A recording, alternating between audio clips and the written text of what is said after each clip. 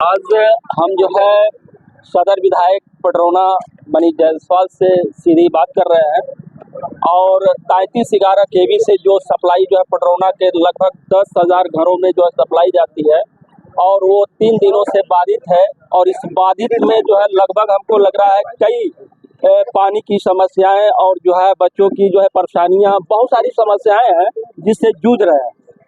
लेकिन मेरा सवाल ये है सर, ये जूझ रहे हैं ठीक है, सवाल ये है कि आप जब विधायक बने थे तो आपके अंदर जो है क्या क्या लाइबिलिटी जो थी उसको ठीक करना था।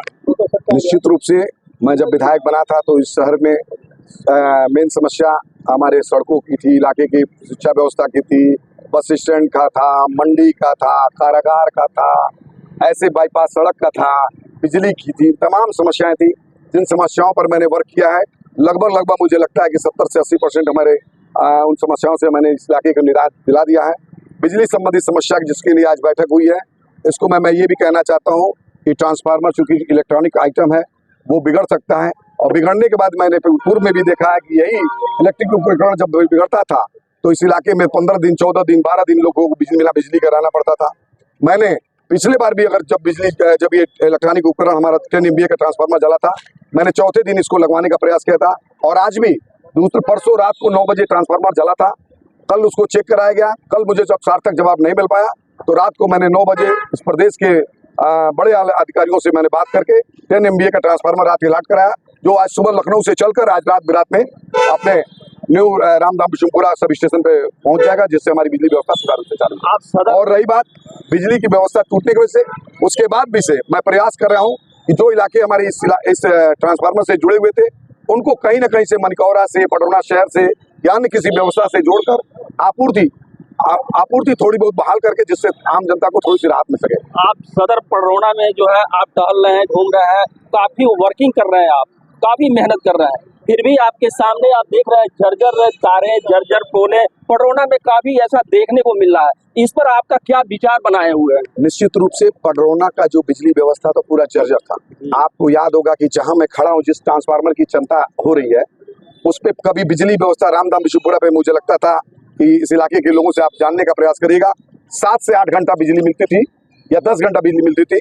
जब से उसको मैंने 132 से जुड़वाया, इस इलाके के लोगों को जो हमारे रामधाम बिशुनपुरा से जुड़े थे वो लगभग 14 से 15 घंटा, 18 घंटा बिजली पाते हैं। इतना काम करने के बाद से आज जनता परेशान है और काफी जो है टेलीफोन आपके पास भी जाता होगा, मेरे पास जाता है, एक्सीएन के पास जाता हो, जेई के पास जाता हो। जैसे अभी वर्तमान में आपने कहा है कि ये पोले जो लगती है वो आम व्यक्ति नहीं लगाए, जो कि PWD या नगर पालिका की सिंचाई विभाग की जमीन होती है, फिर इस पर पब्लिक की व्यवधान में आप पब्लिक क्यों बाधा बनती है, आप उसको सॉल्व क्यों नहीं करते? पब्लिक को समझाना बड़ा मुश्किल चीज होता है। किसी के दुकान के सामने लगता है तो वो व्यक्ति कहता है कि हमारे दुकान पे लग जाएगा तो मेरा दुकान बाधित हो जाएगा। उसके दुकान के सामने तो लगता नहीं है, वो तो दीवार के सामने लगता है।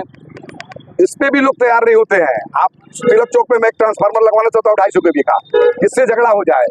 आम जनता को भी ये भी मदद करना चाहिए कि अगर ट्रांसफार्मर आया है, जन सुविधा के लिए आया है, तो वहाँ के लोगों को जागरूक, सामाजिक लोगों को जागरूक करके एक जगह चिन्हित करना चाहिए कि वहाँ लग जाए। ये तो कानूनी नोटिस भी दिया जा सकता है ना? कानूनी नोटिस के हम लोग, ऐसा नहीं है कि राजनीति के लिए, वोट के लिए जो है ऐसा काम किया जा रहा है, ऐसा नहीं। देखिए, हम लोग सामाजिक व्यक्ति हैं, जनता से चुन के जाते हैं और जनता के हितों का ध्यान रखना भी मेरा कर्तव्य है। ये नैतिक दायित्व उस इलाके के सम्मानित व्यापार मंडल का, वहाँ के पार्षद का, वहाँ के जब विधायक जगह डिसाइड करने लगेगा, विधायक लग के पोल तार लगवाना पर लगेगा, तो विधायक की जनप्रतिनिधि की तमाम व्यवस्था है। इस तरह के जो ट्रांसफार्मर जो आप देख रहे हैं सब स्टेशन, इस तरह के 6 सब स्टेशन मेरे पास हैं, और मैंने इस बार 250 ट्रांसफार्मर लाया है।